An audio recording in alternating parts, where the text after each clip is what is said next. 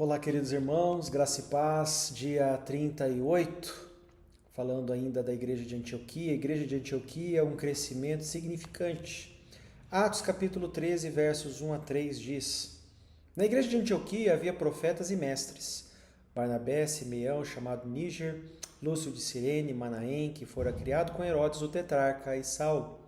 Enquanto adoravam o Senhor e jejuavam, disse o Espírito Santo: Separem-me Barnabé e Saulo para a obra a que os tenho chamado. E assim, depois de jejuar e orar, impuseram-lhes as mãos e os enviaram.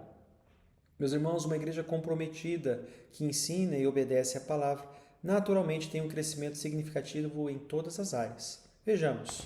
Cresceu a equipe pastoral, em primeiro lugar. A gente observa aqui que havia não apenas Barnabé e Saulo, mas Simeão, Níger, Samuel chamado Níger, Lúcio de Cirene, Manaém e algumas pessoas mais, A liderança começou com Barnabé e Saulo, mas agora já tinham acrescentado mais 3 irmãos, e notem a diversidade que havia entre eles. Barnabé era judeu, natural da ilha de Chipre, Simeão era negro, talvez proveniente da África, Lúcio era da cidade líbia de Cirene, talvez de origem árabe, Manaém era irmão de criação do rei Herodes, talvez um romano, e finalmente Paulo, que era um judeu, preparado para ser um rabino e versado em filosofia. Tudo começou com Barnabé e Saulo, que fizeram discípulos e formaram a liderança da igreja. Vemos também que a igreja de Antioquia cresceu a comunhão com Deus. Enquanto adoravam ao Senhor e jejuavam, disse o Espírito Santo: Separe-me Barnabé e Saulo para a obra que eu vos tenho chamado. A igreja de Antioquia tinha uma liderança que reconhecia a importância de estar na presença de Deus em jejum e oração. Os pastores e líderes da igreja são os primeiros que devem ter uma vida de profunda comunhão com Deus, para ter direção e unção do Espírito Santo no ministério. Algumas pesquisas mostram que a maioria dos pastores investe pouco tempo em oração, e isso é uma grande verdade e um grande desafio, Alguns nem sequer jejuam. Essa situação precisa mudar para que a igreja seja verdadeiramente dirigida pelo seu cabeça, Jesus Cristo. Terceiro lugar, a igreja de Antioquia cresceu a sensibilidade à voz do Espírito Santo. Enquanto adoravam o Senhor e jejuavam, disse o Espírito Santo: Separe-me Barnabé e Saulo para a obra que eu tenho chamado.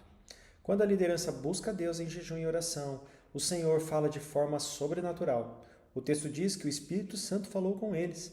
Alguns dizem que Deus não fala mais com o seu povo. Claro que fala. Ele fala através de sua palavra, nas mensagens, nos hinos, na comunhão entre os cristãos, além de outras formas. Neste caso, ele falou diretamente, talvez até de uma profecia. Mas o que importa não é a forma como Deus fala, e sim a liderança da igreja precisar ouvir a voz do Espírito Santo. Jesus Cristo é o cabeça da igreja e a dirige pela presença do poder do Espírito Santo. É Ele quem dirige a igreja e não nós. Para uma igreja fazer a vontade de Deus, ela precisa ouvir a vontade do Espírito Santo, a voz do Espírito Santo. Em terceiro lugar, a igreja de Antioquia cresceu a obra missionária. Enquanto adoravam o Senhor e jejuavam, disse o Espírito Santo: Separe-me Barnabé e Saulo para a obra que os tenho chamado. Assim, depois de jejuar e orar, impuseram-lhes as mãos e os enviaram. O Espírito Santo falou algo que, do ponto de vista humano, estava errado. Separe-me Barnabé e Saulo para a obra que os tenho chamado. Ele separou os líderes principais da igreja para a obra missionária. A administração de Deus é bem diferente da administração humana. Deus não opera dentro da lógica humana. Qualquer igreja humana diria que devemos segurar o melhor para nós, mas Deus não age desta forma. Ele sempre quer que demos o melhor das nossas vidas e o melhor das nossas igrejas para a obra missionária. Deus deixa bem claro que missões é tão importante que devemos dar o nosso melhor.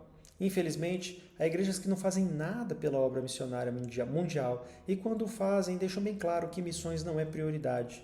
Claro que não estão ouvindo a voz do Espírito Santo. Deus quer que missões seja prioridade em nossas vidas, ministérios e igrejas. O texto diz que depois que jejuaram e oraram, impuseram as mãos num ato de compromisso entre a igreja e missionários e os enviaram. O capítulo 14 de Atos diz que Paulo e Barnabé voltaram para Antioquia, deram relatório do trabalho e foram enviados novamente ao campo. A igreja de Antioquia enviou o apóstolo Paulo para suas 3 primeiras viagens missionárias. Que igreja abençoada! Fica o desafio da igreja de Antioquia para a nossa igreja, em nome de Jesus, Motivo de oração. Agora oraremos pelos budistas. Budismo é a denominação dada aos ensinamentos de Buda. O termo Buda é um título, não um nome próprio. Significa aquele que sabe ou aquele que despertou. deriva de botati, que significa ele desperta ou compreende, e se aplica a alguém que atingiu um nível superior de entendimento e plenitude. Siddhartha Gautama nasceu em 560 a.C., em Kapilavastu, na parte noroeste da Índia, atual Nepal. Seu pai era o Raja, o governador de um pequeno principado. De acordo com uma lenda posterior, o Buda já passara por diversas encarnações, tendo escolhido o período da história e o local de nascimento adequado para a divulgação dos seus ensinamentos. Siddhartha Gautama não deixou nenhum registro escrito dos seus ensinos. Eles foram transmitidos de geração em geração por meio da secular tradição oral indiana. Somente no século I a.C., na ilha do Ceilão, foram redigidas as primeiras escrituras budistas. Nos escritos que são atribuídos a Siddhartha, vê-se que para ele a vida humana é somente sofrimento e que procede do desejo humano. Para atingir a salvação, é necessário eliminar todo o desejo. Quando se consegue isso, entra-se no estado de bem-aventurança, o nirvana. Quando se alcança o nirvana, a alma humana torna-se uma com o absoluto, isto é, a realidade última. No budismo encontramos muitas ramificações e há aproximadamente 450 milhões de seguidores em diversas partes do mundo. Oremos. Em primeiro lugar, ore para que Deus abra os olhos dos budistas para libertá-los do engano de Satanás. Em segundo lugar, ore para que se sintam frustrados com o vazio dos seus rituais. Em terceiro, ore pela igreja ao redor do mundo, para que tenha visão e estabeleça ministérios estratégicos ao alcance dos budistas. Quarto, ore pelas agências missionárias que servem entre os budistas, para que Deus supra todas as necessidades e que tenham as estratégias corretas. Quinto lugar, ore pelos missionários que estão servindo entre eles, para que tenham unção, poder, autoridade, sabedoria, discernimento e estratégias. E em sexto lugar, ore por mais obreiros para servir no mundo budista. Versículo para memorizar. E aproximando-se Jesus, falou-lhes: toda a autoridade me foi dada nos céus e na terra.